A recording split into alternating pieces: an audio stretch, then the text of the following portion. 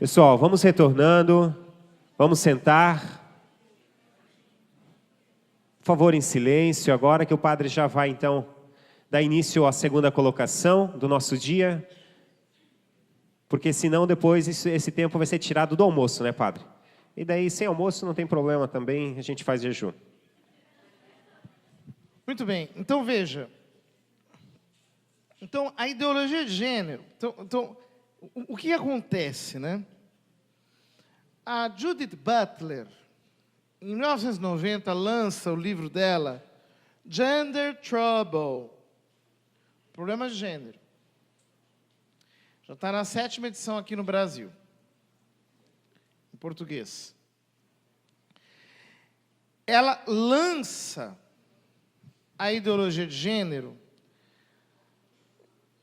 na esteira da chamada teoria queer, queer theory, teoria queer. Queer, em inglês, Q-U-E-E-R, significa estranho, bizarro, diferente, esdrúxulo, pitoresco.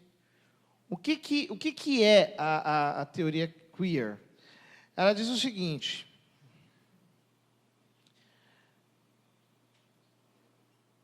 assim como uma árvore cresce, toda troncha, toda torta, toda queer, o normal seria que a nossa personalidade também fosse assim, toda estranha, toda esdrúxula, toda esquisita. O normal seria ser esquisito. O normal seria não existir uma identidade determinada. Mas o patriarcado criou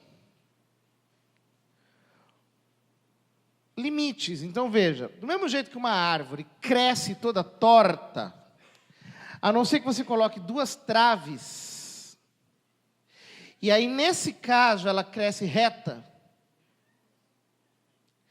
Você pega uma melancia, coloca dentro de uma caixa, ela cresce quadrada.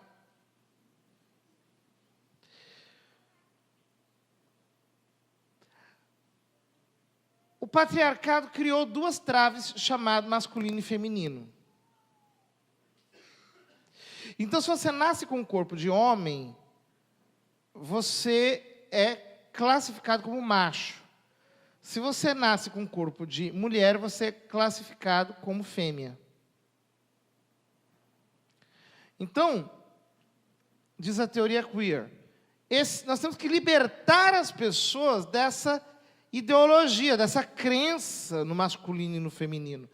A Butler chama isso de heteronormatividade compulsória, que é a gente acreditar que é homem ou mulher. Isso é uma doença, no fundo, né? Uma heteronormatividade compulsória, a crença de que existe homem e mulher. Na verdade, os corpos sexuados, os corpos, não significam coisa alguma. Nós podemos interpretá-los dos modos mais variados possíveis. Aliás, o normal é que os corpos recebam interpretações das mais diferentes, em função dos desejos. Os desejos precisam ser libertados das amarras da razão. Ela diz isso no livro dela chamado Subjects of Desire, sujeitos de desejo. Não, que eu saiba, não tem tradução em português o livro. Subjects of Desire. O desejo ele tem que ser solto das amarras da racionalidade, para ele se manifestar dos modos mais variados que ele quiser. Ora, diz a Butler,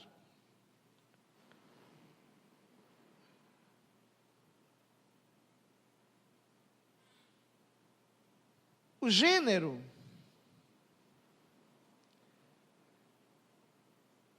é uma construção variável. O que ela quer dizer quando ela diz que o gênero é uma construção variável? Ela criou um conceito que é o conceito de performatividade. Performatividade é o seguinte, ela juntou a ideia das artes performáticas e a das artes plásticas. Então, uma arte plástica funciona assim. A arte subsiste depois da performance do performer. Então, por exemplo, o escultor terminou de esculpir, está lá a arte plástica, a sua escultura. Então, a arte subsiste depois da performance do performer. As artes performáticas, não. A dança, por exemplo. A dança existe enquanto o dançarino dança. O canto existe enquanto o cantor canta. Então, ela criou o conceito de performatividade, ou seja, o gênero é uma performance, só que essa performance não tem por trás um sujeito que a executa. O sujeito é essa performance em andamento.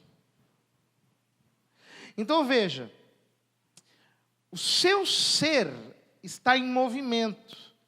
Ele não é parável, ele não é identificável, ele não é definível.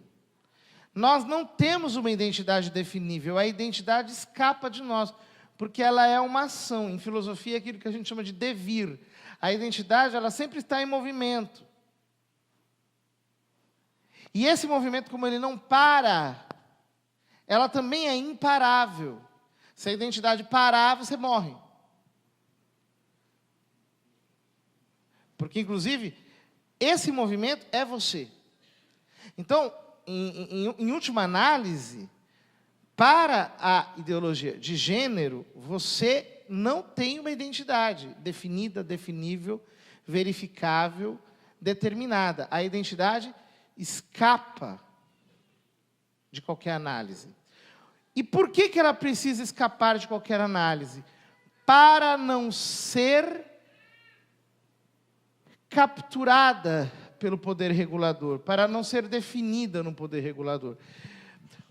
Se a identidade for, de algum modo, estabilizada, se a identidade for, de alguma maneira, definida ou definível, o poder regulador vai exercer sobre ela significância. Ele vai dizer, você é isso ou é aquilo, você será assim ou será assado, o poder regulador vai fazer isso. Estão entendendo? Então, o único jeito, segundo a Butler, de tirar a pessoa debaixo da influência do poder regulador é o gênero. Ou seja, você não tendo identidade, não terá também nenhum tipo de possibilidade de ser pautado pelo poder regulador. O poder regulador não vai poder te tematizar, porque você não tem identidade alguma. Você é um gênero indeterminado, indefinido. Está claro isso? Então, veja, gênero não significa ser homossexual, bissexual, pansexual, transexual, assexual, intersexual, ou qualquer coisa dessas. Gênero não significa você ter uma escolha sexual. Gênero é uma performance indeterminada. Não existem, as pessoas falam, existem 75 tipos de gênero, 240 tipos de gênero, 560 tipos de gênero. Não. Não tem como categorizar gênero, porque gênero é indeterminado na raiz. Ninguém tem uma identidade, você não é ninguém. Ninguém é alguém. Não há identidade. A Butler diz isso. A minha teoria existe para acabar com a ideia de identidade. Não há identidade.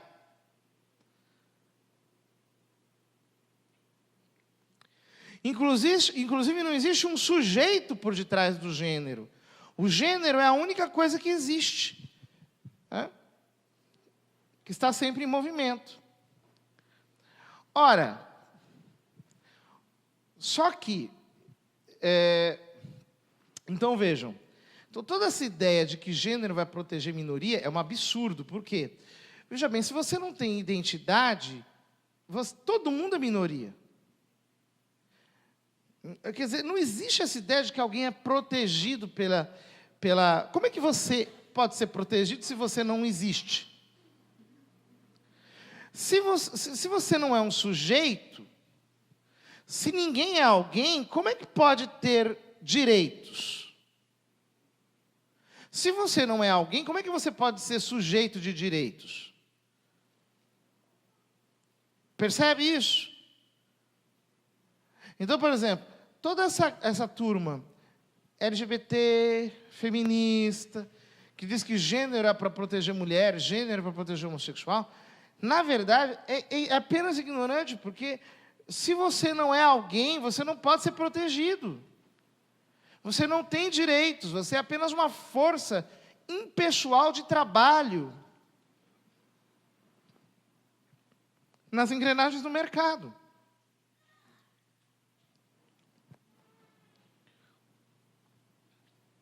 Portanto, a ideologia de gênero parte da ideia de que a identidade não existe.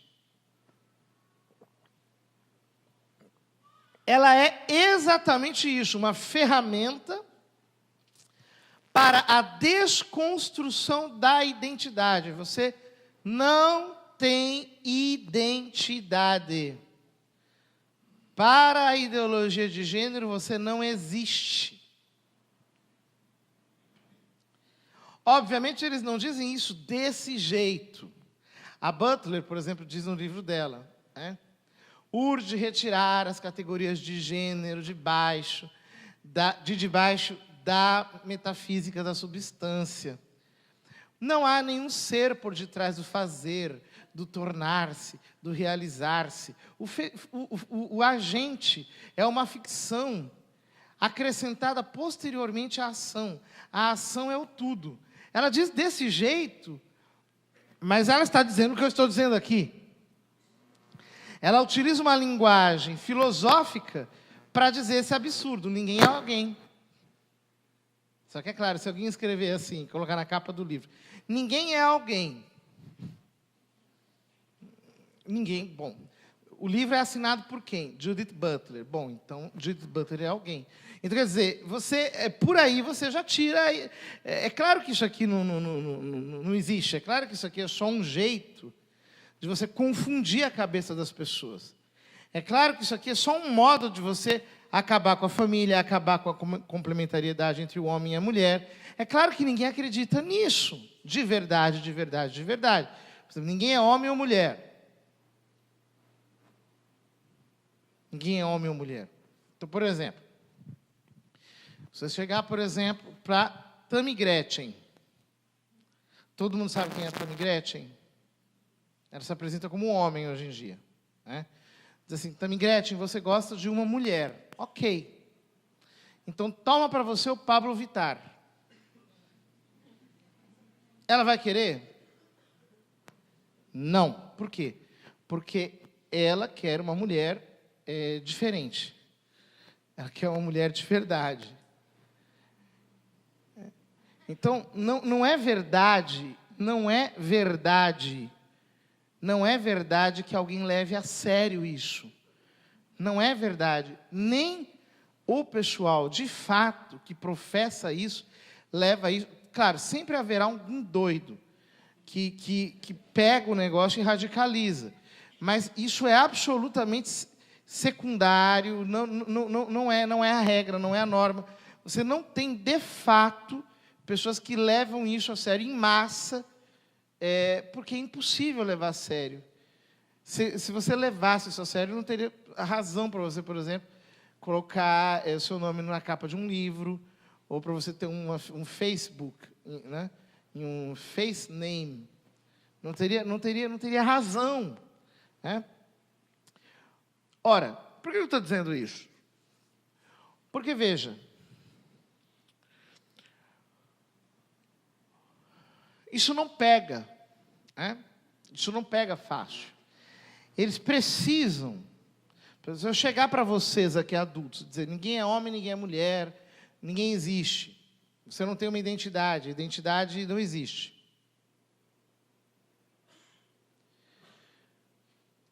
Ninguém aqui vai acreditar, ok? Vocês não vão acreditar nisso. Vocês vão ouvir e vão dizer, tudo bem. Porque vocês já são adultos. É por isso que o alvo da ideologia de gênero são crianças de 2 anos de idade. O alvo da ideologia de gênero não são nem sequer os adolescentes. São as criancinhas bem pequenas. Estes são os alvos da ideologia de gênero. São as crianças na mais tenra idade. Segundo lugar, então as crianças precisam ser ensinadas a isso. Você tem que confundir a cabeça delas desde que elas são muito pequenas. Só que veja, se eles chegassem para você e dissessem assim, olha, papai, mamãe, eu quero que vocês eduquem o Joãozinho como menina. Vocês educariam o Joãozinho como menina? Sim ou não? Não, porque vocês amam o Joãozinho, vocês não fariam isso. Então, não são vocês que vão fazer isso. Quem vai fazer isso é o sistema educacional. Então, eles não vão conseguir implantar a ideologia de gênero sem antes retirar os seus filhos de vocês. Eles precisam sequestrar os seus filhos através do sistema educacional. Eles têm que colocar a criança na escola o dia inteiro. Eles têm que ficar ensinando as crianças na escola o dia inteiro. E veja, esse ensino, ele tem modalidades. Para Butler, consiste em você colocar, por exemplo, um crossdresser, uma travesti, um transexual, sei lá mais o quê, para dar aulas para as crianças na pré-escola. Mas, para John Scott, que é outra autora de gênero, a coisa é mais sutil. Você tem que ir mostrando que não há homem e mulher através da história. Você vai contando historinhas, você vai ilustrando as coisas de um jeito ou de outro. Você vai problematizando o corpo, mostrando que não tem problema meninos fazerem certas coisas e meninas fazerem certas outras, que se diz que são papéis relativos ao seu gênero, porque no século tal se fazia assim. Aí você coloca as crianças em contato com construções históricas para relativizar as funções de gênero, danças, artes e assim por diante. É um jeito muito mais sutil. Ora, na hora em que o seu filho, em que o seu neto, acreditar que ele não é mais capaz de conhecer a sua própria identidade, veja bem, se eu não sou capaz de me conhecer, eu também não sou capaz de conhecer as coisas. Eu não sou mais capaz de conhecer as coisas. Se eu não tenho uma essência, se eu não sou homem, se eu não sou mulher, se eu posso ser qualquer coisa, as coisas também não têm essência. Ou seja, eles vão se tornar desconstrucionistas, exatamente como queria o Derrida. Se o Derrida ficasse ensinando aquilo a vida toda, aquilo não ia passar de uma brincadeira de universitários. Mas, graças à ideologia de gênero, ele vai se tornar um modo de pensar de todas as pessoas. Ninguém mais vai acreditar que nada é alguma coisa. Não apenas eu não sou alguém, e ninguém é alguém, mas nada tem essência alguma.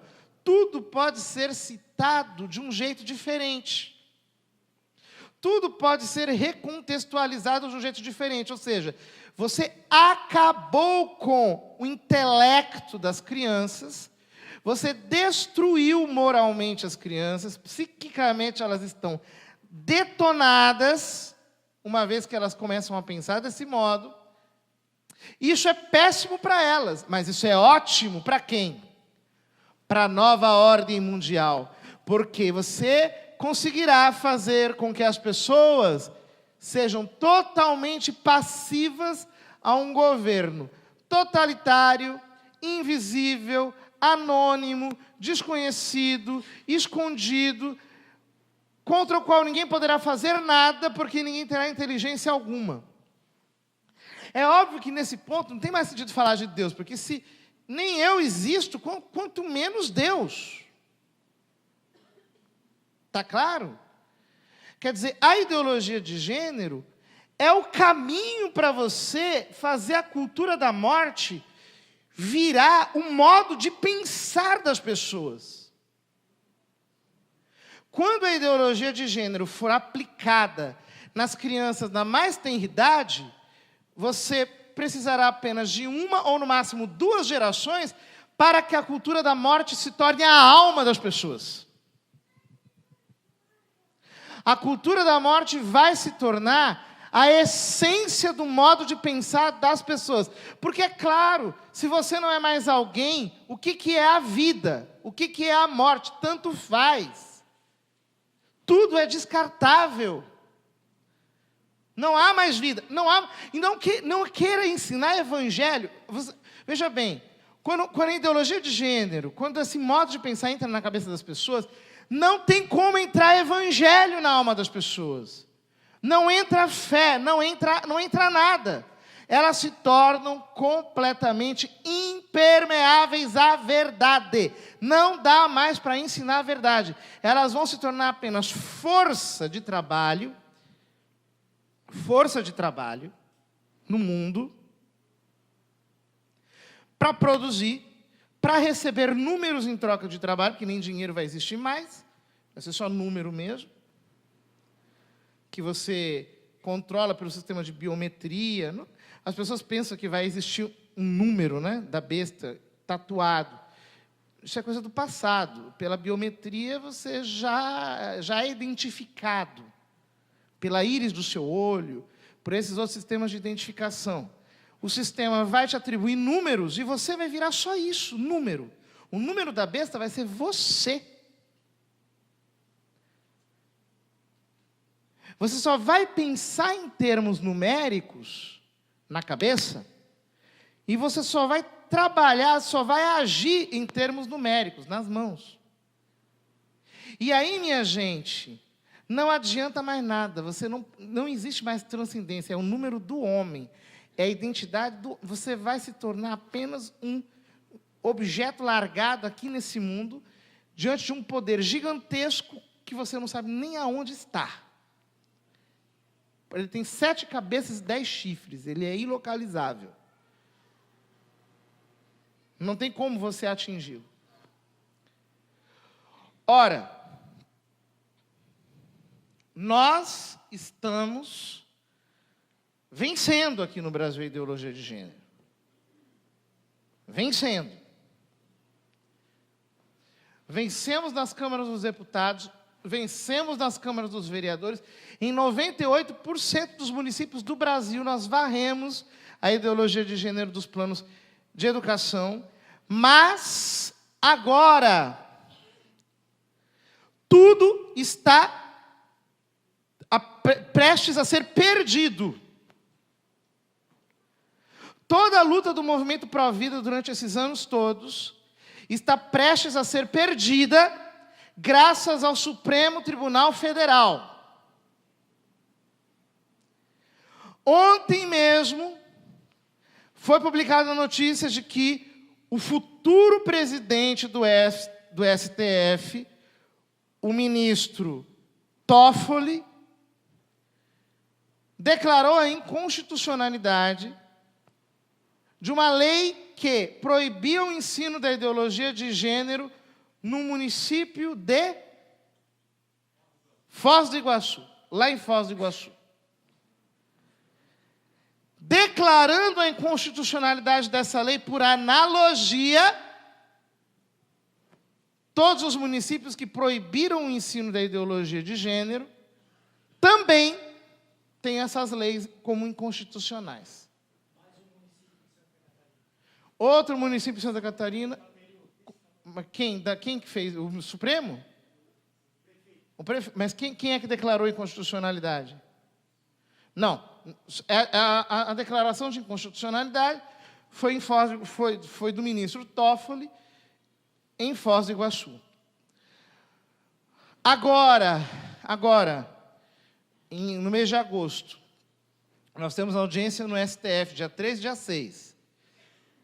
O Partido Socialismo e Liberdade protocolou uma DPF, a DPF 442, no Supremo Tribunal Federal, pedindo a declaração de inconstitucionalidade dos artigos 124 a 126 do Código Penal, que tipificam o aborto como crime. Nós estamos praticamente às beiras de que o aborto seja legalizado no Brasil. Embora o voto do ministro Barroso, no caso da Clínica de Aborto de Duque de Caxias, tenha sido válido apenas para o caso daquelas pessoas, o habeas corpus tenha sido válido, o habeas corpus, se não me engano, 224.306, ele vale apenas para aquele caso em questão. Ele serviu como plataforma para que o PSOL protocolasse uma DPF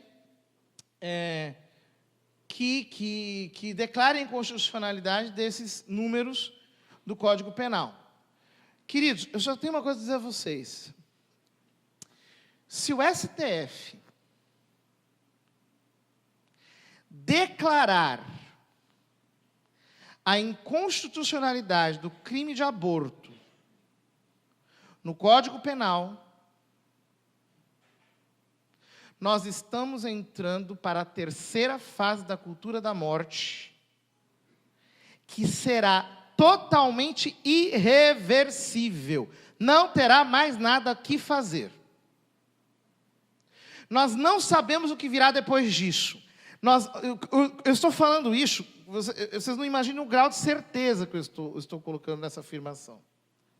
Veja bem, 1953 foi fundado o Conselho Populacional. 1973, eles conseguiram aprovar o aborto nos Estados Unidos, graças a Roe versus Wade. Agora, se eles conseguirem aprovar o aborto aqui no Brasil, porque veja, a ideia de que o aborto será aprovado apenas no primeiro trimestre é falaciosa, porque a ADPF derruba o crime de aborto no Código Penal. Usando o argumento do primeiro semestre, derruba até o 9º mês.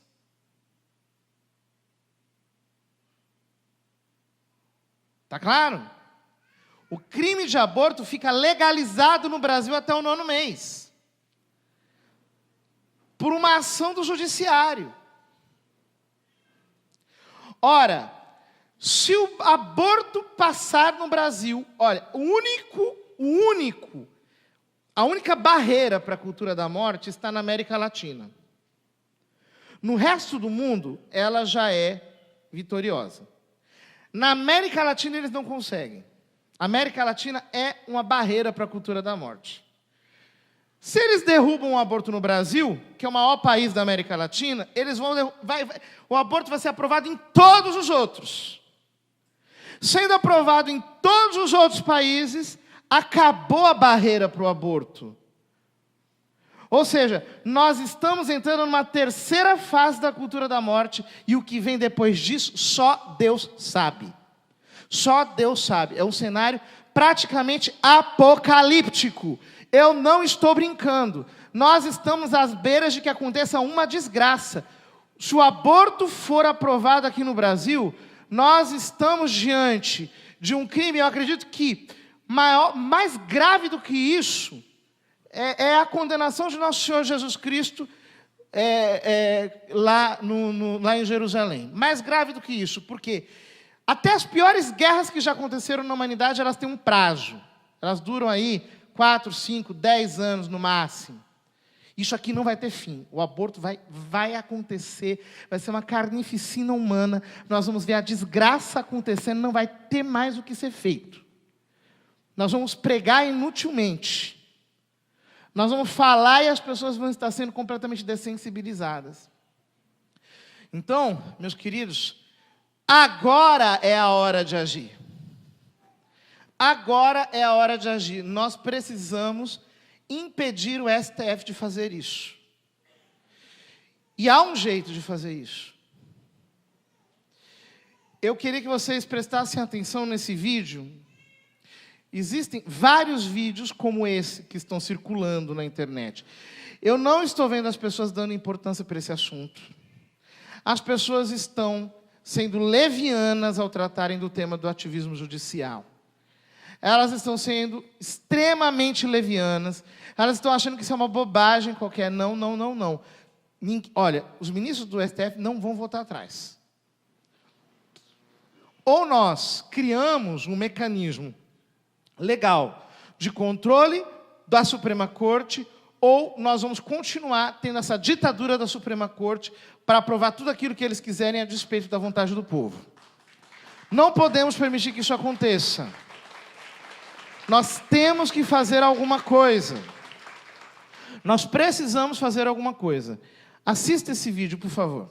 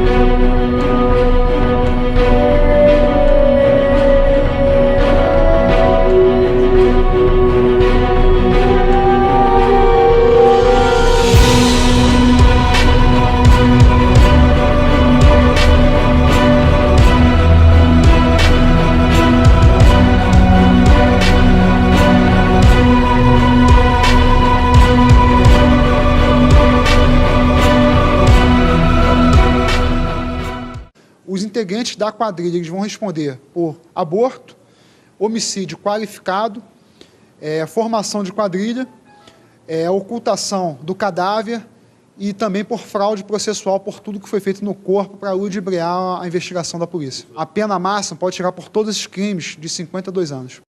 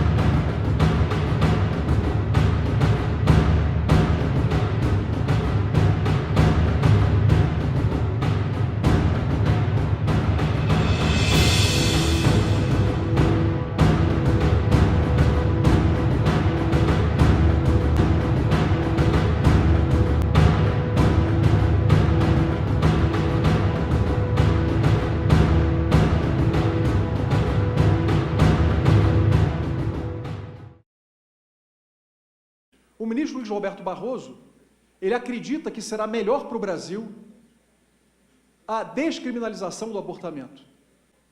E no Supremo Tribunal Federal ele se viu com essa possibilidade de alterar as coisas, impondo ao Brasil aquilo que ele considera melhor. Quando então apreciava o habeas corpus 124/306, habeas corpus em que se discutia simplesmente sobre a presença dos requisitos para manutenção da prisão cautelar, o ministro afirmou que até a 12ª semana o abortamento não era crime. O momento era inapropriado. Em habeas corpus não se traz essa discussão. Mas o ministro fez essa afirmação. E ao fazer essa afirmação, o ministro startou a ação proposta posteriormente pelo PSOL. A ação, ela nasceu, na verdade, olhados os fatos tais quais eles são, no Supremo Tribunal Federal. Hoje fala-se muitíssimo da judicialização da política, fala-se muitíssimo do ativismo judicial. Esse suposto ativismo judicial, que é uma expressão equivocada, porque o judiciário só age provocado, ele não toma iniciativa.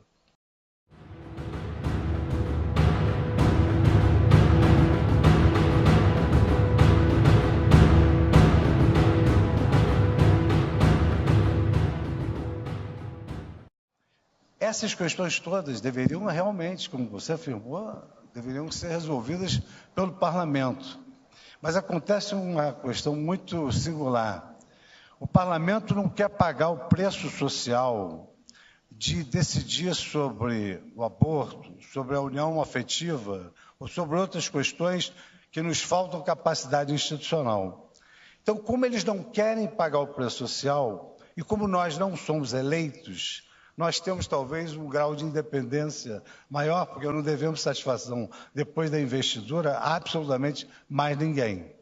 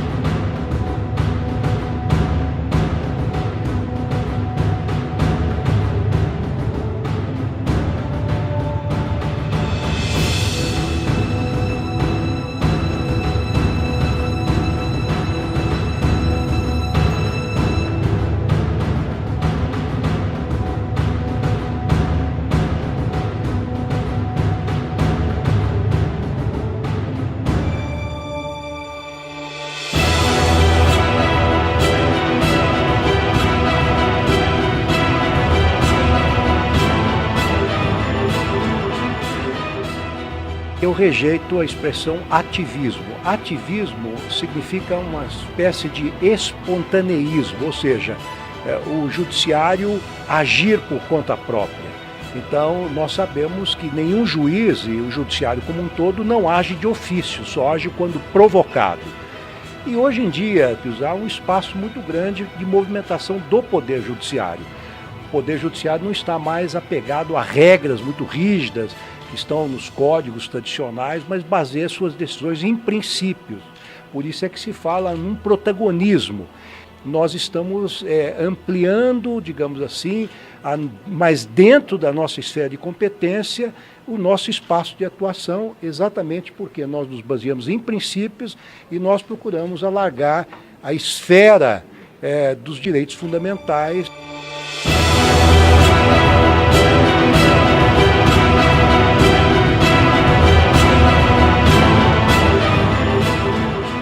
Quero passar então ao doutor Rodrigo Pedroso, procurador da USP. O Brasil, ele vive um contexto de crise política, creio que desde 2014. E entre as disfunções do nosso sistema político constitucional, talvez a principal seja o ativismo judiciário. E dentro do ativismo judiciário, talvez a pior seja a hipertrofia do Supremo Tribunal Federal.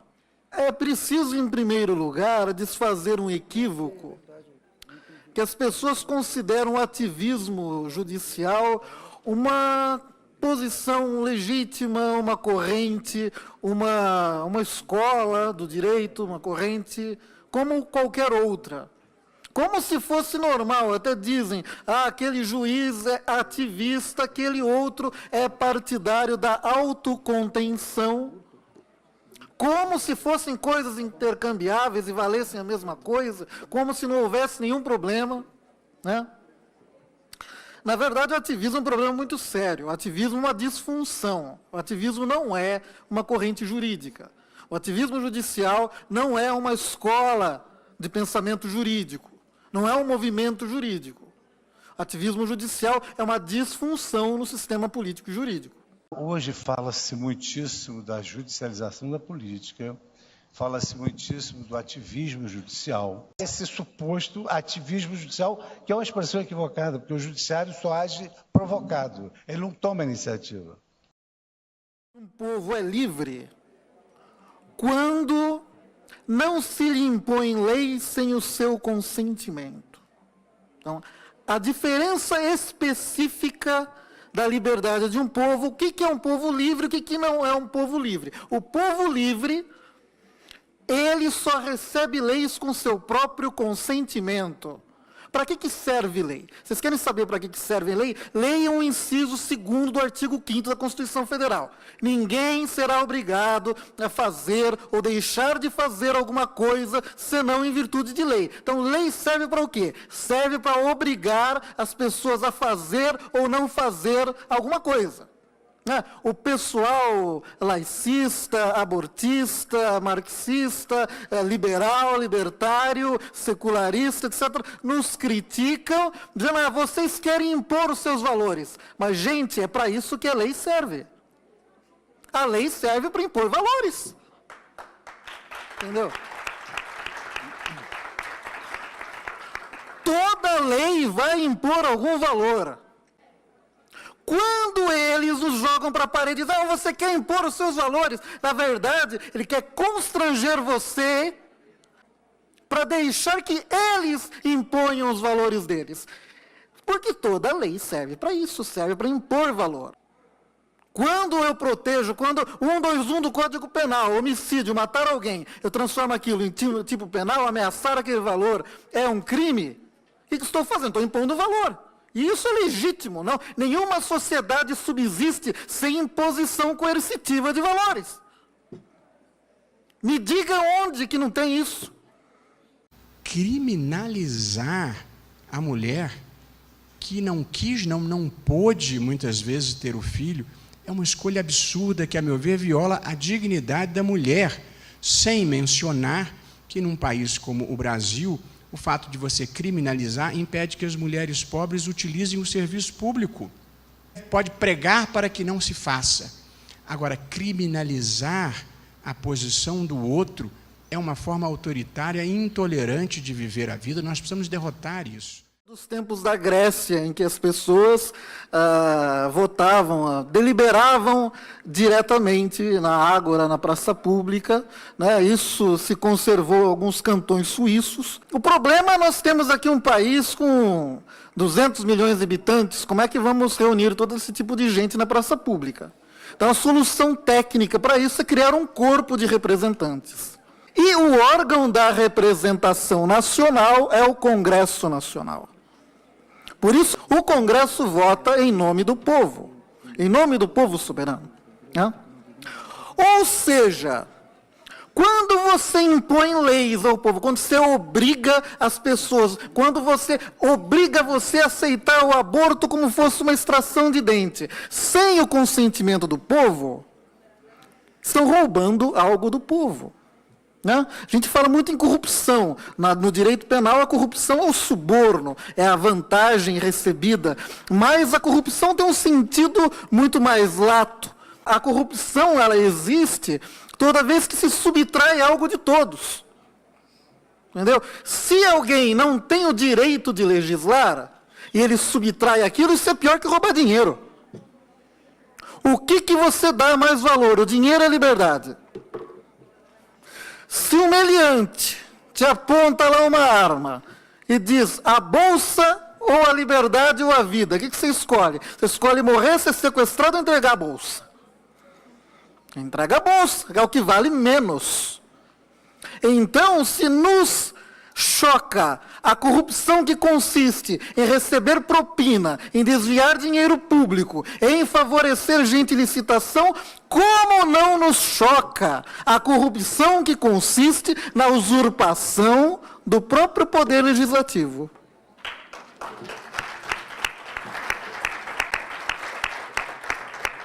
É uma forma de roubo muito pior, porque nós estamos roubando algo muito mais valioso. E esse é o mal do ativismo judicial. O pessoal fala, o Supremo está legislando, o Supremo está fazendo pior que isso. Quando ele muda o sentido da Constituição, ele está fazendo algo que nem o Congresso pode fazer com quórum normal. Ele está atuando como poder constituinte derivado, como poder constituinte reformador. Sabe o que é isso? Isso é usurpar um poder que é apenas do povo. O Supremo não é poder constituinte. O parlamento não quer pagar o preço social de decidir sobre o aborto, sobre a união afetiva. Como nós não somos eleitos, nós temos um grau de independência maior, porque não devemos satisfação, depois da investidura, a absolutamente mais ninguém. A DPF 442 está aí, desde manhã que eu cheguei aqui, eu escuto os juristas falarem, os deputados falarem, o senador falar tudo a mesma coisa, o Supremo está usurpando a atribuição do Poder Legislativo. Nós só estamos aqui porque um partido político com representação nessa casa e no país foi ao Supremo Tribunal, no outro lado, entrou com a DPF, o PSOL fez isso, foi lá. E eu quero dizer por que eles foram lá. Porque eles já viram que no debate democrático e na política, estes defensores de aborto e do assassinato de criança, aqui na política, eles já perderam. Mas eles são mal perdedores. Quando eles veem que perderam na política, esses que falam tanto de democracia, mas não gostam da verdadeira democracia, aí eles decidem judicializar o assunto do outro lado. Na verdade, o Supremo nem poderia sequer receber, nem poderia dar andamento a essa DPF. Sabe por quê? Que vocês forem na lei da DPF, vocês vão ver lá a Lei 9.882 federal. O que é pressuposto para a DPF? Quando for relevante o fundamento da controvérsia constitucional sobre lei ou ato normativo, tal, anteriores à Constituição. Tem que haver controvérsia. Gente, nunca houve controvérsia sobre a constitucionalidade do crime do aborto no Brasil no primeiro trimestre. Nunca houve, até aquele HC cair nas mãos de certo ministro do Supremo Tribunal Federal, que não me ocorre o nome agora. Vocês me tragam todos os livros de direito penal que desde 1988 até o HC, creio que foi em 2016 ou 2017, 2016, ou seja, aí durante 28 anos, me tragam todos os livros de direito penal do Brasil, publicados nesses 28 anos, veja se algum traz a inconstitucionalidade do aborto no primeiro trimestre. Ou então todos os livros de direito constitucional. Vocês não vão achar, nunca houve controvérsia nenhuma. O homem fabricou a controvérsia. Entendeu? O juiz não pode proceder de ofício. Bem, o mundo moderno é extremamente complexo. Nós não vivemos mais naquele mundo em que a teoria da separação dos poderes foi concebida no século XVIII, a teoria de Montesquieu da separação dos poderes, em que o juiz era a mera bouche de la loi, como se dizia em francês, a boca da lei. Hoje o juiz tem uma atividade bem mais criadora. É uma atividade nova e o juiz deve também saber que ela possui certos limites. Nós não podemos atropelar ou ultrapassar esses limites, invadindo a esfera de competências do legislativo, do executivo. Essas questões todas deveriam realmente ser resolvidas pelo parlamento. Mas o parlamento não quer pagar o preço social de decidir sobre o aborto, sobre a união afetiva. E como nós não somos eleitos, nós temos um grau de independência maior, porque não devemos satisfação, depois da investidura, a absolutamente mais ninguém. Não há mecanismos de controle da Suprema Corte. Se amanhã, admitindo aqui o absurdo, só para fins exemplificativos, o Supremo dissesse que temos que cacarejar e andar de quatro quando passássemos em frente ao prédio, não haveria outra alternativa, senão a desobediência civil, se não quiséssemos nos adaptar à adesão do Supremo. Não há hoje um mecanismo de controle da Suprema Corte.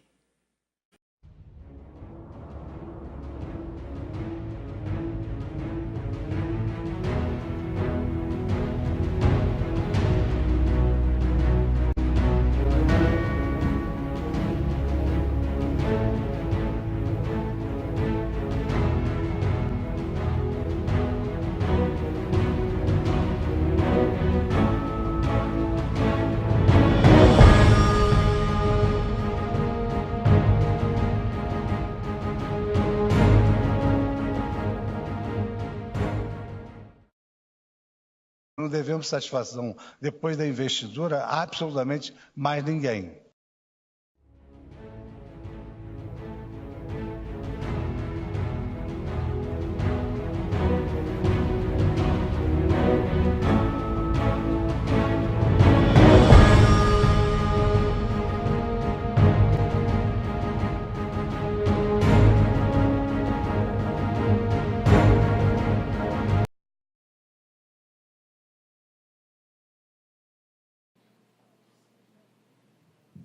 Eu acho que dá para perceber a seriedade do problema, não?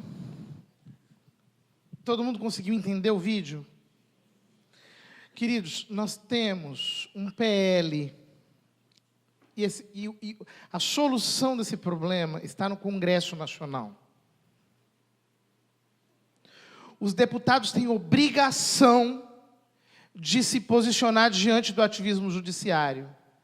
Eles têm obrigação de fazer esse PL andar adiante para que os ministros do Supremo Tribunal Federal, quando invadirem o poder legislativo, sejam processados por crime de responsabilidade e possam ser impeachmentados do Supremo Tribunal Federal. Se nós não criarmos esse mecanismo, não adianta.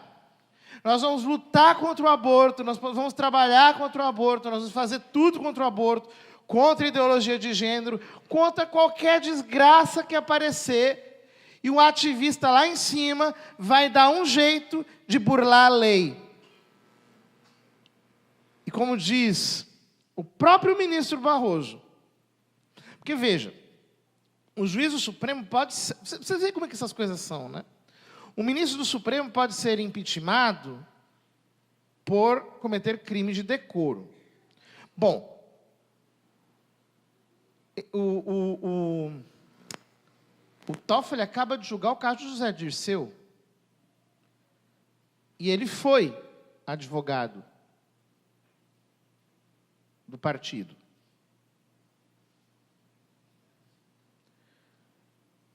Queridos, nós precisamos fazer alguma coisa.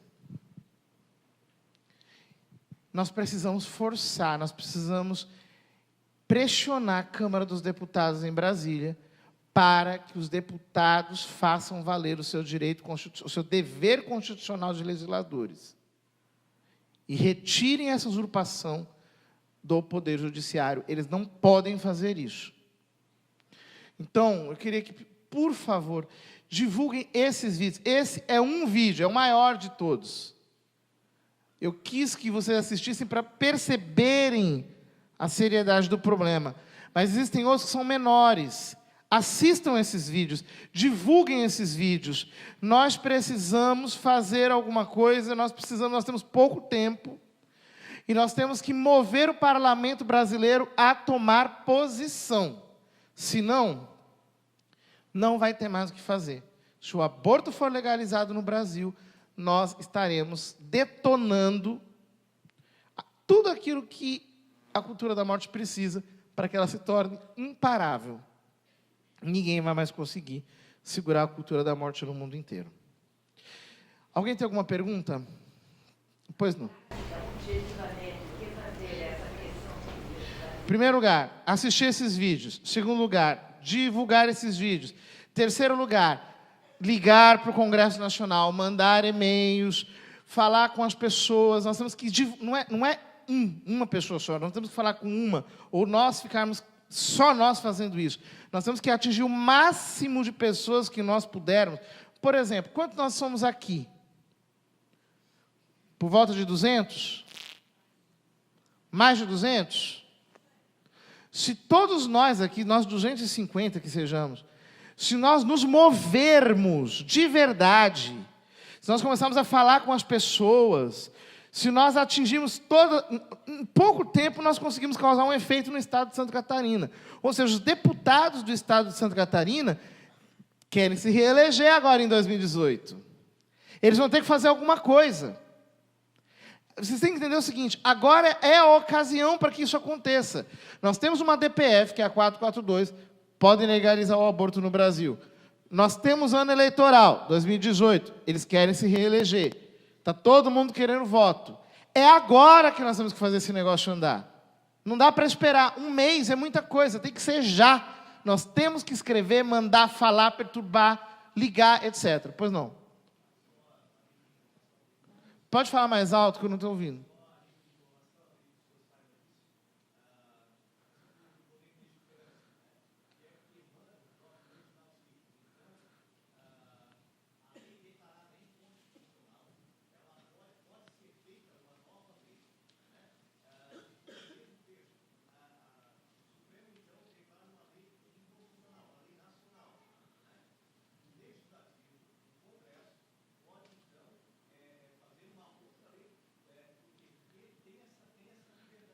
Teria. Só que o que acontece na prática? Aí passa todo o processo de tramitação da lei. Enquanto a lei está sendo tramitada, o Congresso o STF declara a inconstitucionalidade e mata aquilo. Isso tem acontecido. Vejam, nós, na verdade, não temos uma democracia. Nós temos a tirania de um poder. Há um poder absoluto no Brasil, que é o poder do STF. O Legislativo e o Executivo não podem nada contra esses senhores. Eles podem fazer o que eles quiserem. Se nós não criamos um mecanismo de controle do Supremo Tribunal Federal, nós não vencemos esse desequilíbrio. E sem democracia, nós não conseguimos barrar a cultura da morte. Porque o único jeito que o povo tem de mover o poder público é através da representação democrática. Então, tem que fazer isso. É a única possibilidade que existe, não há outra. Peraí, outra pessoa levantou a mão aqui. Pois não. É possível sairmos daqui desse simpósio com um documento de repúdio já assinado por todos e esse documento ser replicado a partir da estrutura da igreja para a gente disseminá-lo, assim, porque nós temos igreja em todos os... Sim, sim. Pergunta se é possível sair com um documento de repúdio assinado por todos os participantes. É possível, sim. Dá para providenciar. É possível, sim.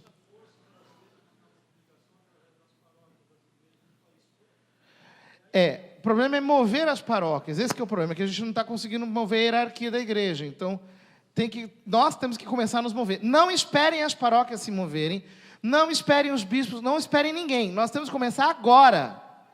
É já.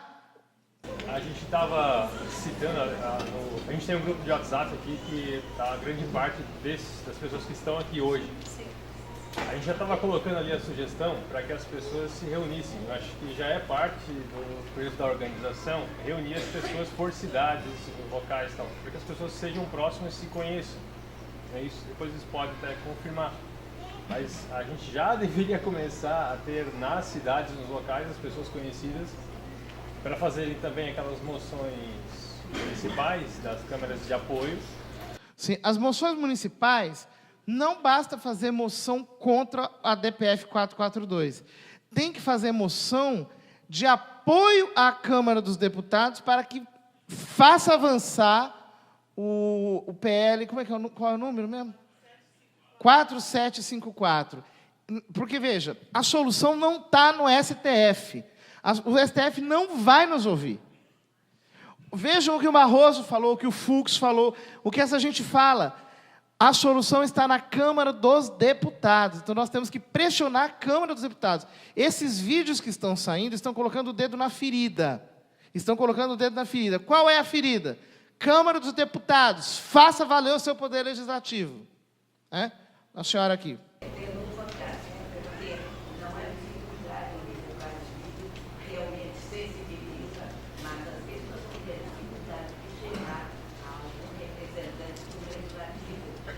Não há dificuldade, sabe por quê? Todo mundo tem e-mail. Escrevam, eles leem. Mas eu procuro uma outra coisa. A semelhança do que é feito pelo Atlas, e que é uma assinatura eletrônica, que há todo um movimento coletivo, não haveria possibilidade de fazer a... Haveria possibilidade, existe a Citizen Go, existem a Citizen Go. Eu acho que deve ter alguma petição já. Tem alguma petição?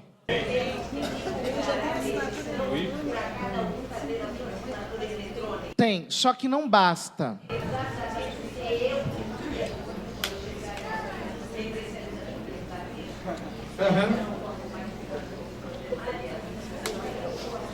Então, veja, em primeiro lugar, há uma petição online do Citizen Go, só que isso não basta, porque, veja, petição online é o seguinte, vai aquele formulário online da petição, chega lá, ok. Só que tem um problema. Nós precisamos... o que afeta o parlamentar... Veja bem. Silêncio. Por exemplo, o que afeta um parlamentar de Santa Catarina? É que um eleitor de Santa Catarina ligue no gabinete dele, quer dizer, o cara gastou dinheiro, gastou R$2 para ligar para o gabinete dele em Brasília e dizer assim, olha, eu estou acompanhando o que está acontecendo. Por que o nosso deputado não faz nada? A nossa comunidade aqui está preocupada com isso, nós estamos acompanhando, é ano eleitoral, vocês têm que se mexer alguma coisa, façam alguma coisa aí. Isso mexe com o deputado. Quer dizer, quando a gente passa em Brasília fazendo lobby, vamos lá, tem um monte de gente, vai fazendo. Quer dizer, quando eu chego, por exemplo, eu sou de São Paulo, eu chego num deputado do Rio de Janeiro, ele me atende com educação, mas não está nem aí. Agora, quando chega um carioca para falar com um deputado do Rio de Janeiro, é café, é água, é suco, é tudo que tiver. Por quê? Porque é um eleitor dele. Então, nós temos que acionar os nossos parlamentares. Tem que ligar, tem que escrever. Uma petição online, qual que é o problema dela? Ela é padronizada, chega mesmo para todo mundo, é mais do mesmo. Não, quando ele vê que não é mais do mesmo, que as pessoas estão mandando individualmente, é um voto que ele está perdendo. Tudo bem, 50 milhões de assinaturas vai levar tempo. Nós temos um mês para agir. Oi. Pois não. Só complementando, o pessoal falou das moções de repúdio, né? A gente vai até soltar um guia aí nesse ano que vem para fazer a moção de repúdio. Vem sim, para fazer a moção de repúdio. E essa moção de repúdio, ela tem que ser ao STF contra a DPF 442. E como o padre falou, em apoio ao PL 4754, teria que ser um movimento da Câmara de Vereadores para a Câmara, né? Dos deputados. Seriam 2 movimentos. Né? E até a pessoa fala, o apoio da igreja e tudo mais. Eu sempre digo assim, nós não precisamos de cargos, de estar em estruturas, nada. Né? A gente mostrou isso na época da ideologia de gênero, 2 anos atrás. Qualquer um de nós começar a movimentar, falar com os seus vereadores, os deputados nos escritórios aqui regionais, a coisa vai funcionar, principalmente por ser ano de eleição. Agora, deixa eu dizer uma coisa para vocês. Vou bater na mesma tecla. Vocês ouviram o que o ministro Fux disse? Depois da investidura, nós não devemos satisfação a mais ninguém. O lugar de reclamar é na Câmara dos Deputados em Brasília. Veja bem, escuta o que eu estou falando. Se a gente fizer um trabalho forte, grande, de gritar, de falar mesmo, de sacudir o Brasil, mexendo com a Câmara dos Deputados, para que o 4754, o PL 4754, ande, e o PL 4754 limita os poderes dos ministros do STF, os ministros do STF vão ficar com medo. E aí é capaz que, por causa do medo, eles retrocedam com a 442. Uma moção de repúdio ao ministro do STF contra a 442 vai cair no que disse o Fux. O parlamento não quer pagar o preço social das mudanças que precisam ser feitas. Então, como nós não somos eleitos pelo povo, nós temos mais liberdade, e depois da nossa investidura, nós não devemos mais satisfação a ninguém. Ou seja, povo, seu trouxa, escreva quantas moções de repúdio para o STF você quiser. A gente vai guardar todas e vai fazer o que a gente quer. A única coisa que vai barrar o STF é que nós façamos a Câmara dos Deputados em Brasília fazer avançar o 4754. Sem o avanço do 4754, não adianta. Qualquer coisa que a gente fizer vai ser morta por eles. Sim, pois não. É o seguinte, a gente normalmente quer ir pelo mais cômodo. E o mais cômodo não se efeito. Então, você ficar 1 hora, 1h30 no telefone ligando para eles lá em Brasília, é cansativo, mas é o que mais dá efeito. Porque as secretárias, que atendem os secretários, que são obrigados a anotar e dar esse feedback pro... É claro, gente. Só que assim, nós temos dezenas, centenas de deputados. Você não precisa ligar para nenhum deputado do PSOL, não precisa ligar para nenhum deputado do PCdoB, não precisa ligar para nenhum deputado do PT, não precisa ligar para o Jean Willis, não precisa ligar para a Jandira Fegali. Quer dizer, então você tem que fazer uma filtragem, né? E ligar para quem vale a pena. Mas, sobretudo para o presidente da Câmara, para os líderes dos partidos e assim por diante. Quem tem que pautar esse projeto é o povo. Eles têm que ficar... O povo está querendo isso, o povo está apavorado, as pessoas estão sentindo que o aborto vai ser aprovado, é por causa do aborto, é por causa do aborto, nós temos que fazer alguma coisa, nós temos que fazer alguma coisa. Senão, nós é que vamos pagar o preço. Veja, eles têm que entender o seguinte, se a gente não fizer algo, nós é que vamos pagar o preço disso. O Fux disse, o parlamento não quer pagar o preço de fazer. Se não fizer, vai pagar do mesmo jeito. Então, vai ter que fazer. E vai ter que fazer o correto. Oi. Padre, a gente tem que apoiar esse PL, sem dúvida alguma. A gente tem que também saber que para o Supremo julgar esta lei inconstitucional é tranquilo. A gente tem que, talvez, propor uma emenda constitucional que proíba eles de fazer a chamada mutação constitucional. O que é a mutação constitucional? É eles entenderem que o artigo da Constituição tem um significado e eles, então, estabelecem um novo significado para aquilo, que é a alteração da Constituição através do Supremo. E também que, quando a Constituição ela tem uma regra expressa, o Supremo não possa decidir com base em princípio. Porque é isso que eles estão... Exatamente, exatamente. É o livro do Eros Grau, o Porque Tenho Medo dos Juízes. Só que o problema qual que é? É que é um caminho. E esse caminho ele tem um passo inicial. Quer dizer, o ministro ele tem que sentir que ele pode pagar o preço, ele vai pagar o preço social, se ele agir conforme a vontade do povo. Se agir contra a vontade do povo. Ele tem que agir conforme a vontade do povo brasileiro. Ele não pode agir a despeito da vontade do povo brasileiro. Então, temos que fazer avançar esse PL. Depois do PL, temos que dar outros passos. Os outros passos serão muitos. Porque, veja bem, uma coisa é que haja um PL, outra coisa é que ele seja aplicado, outra coisa é que ele não apenas seja aplicado, mas que crie-se uma lei que, de fato, o aplique mesmo, né? O tipifique, diga o que acontece, como é que se procede, assim por diante. Então, há muitos passos a serem dados, mas esse é o primeiro. E nós não podemos brincar com isso. Que hora é essa? Que horas são? Bom, temos que encerrar. Gente, eu agradeço a atenção de vocês. Peço que não me segurem mais aqui, porque a gente tem que sair, depois eu tenho que ir para o aeroporto, etc. Tal.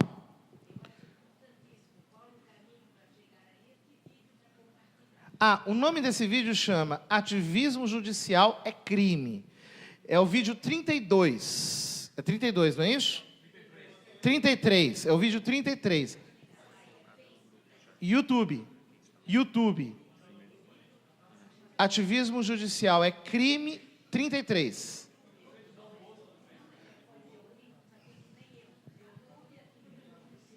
A gente vai enviar Beleza. Para todo mundo. Tchau, gente. Deus abençoe. Vamos aplaudir o padre. Só um pouquinho.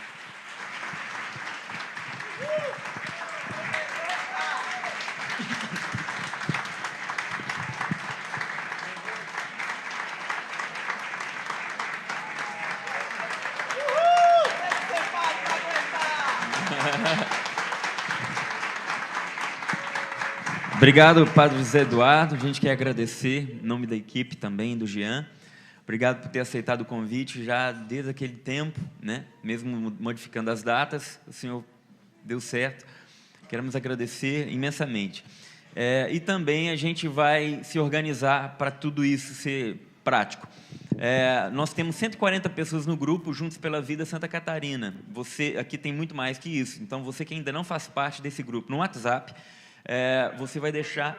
Vai procurar aqui, pronto. Aí você deixa o seu contato e também o seu e-mail, que a gente vai enviar os contatos certos, o nome dos deputados, o contato dos deputados parlamentares todos, que a gente precisa entrar em contato. Vamos dizer, já está excluído da lista dos PSOL, do PSTU e tudo mais, PT, e a gente focou já tem essa lista nos deputados certos, inclusive os de Santa Catarina, tá? Então, você vai receber no seu WhatsApp estes contatos, tá? Vai receber também no WhatsApp estes vídeos, a gente está preparando, e outros mais que a gente também vai preparar para enviar, para você soltar, divulgar, tudo mais. Então, a gente vai se organizar até o final do dia de amanhã, no meio do dia de amanhã, a gente já vai estar com isso pronto.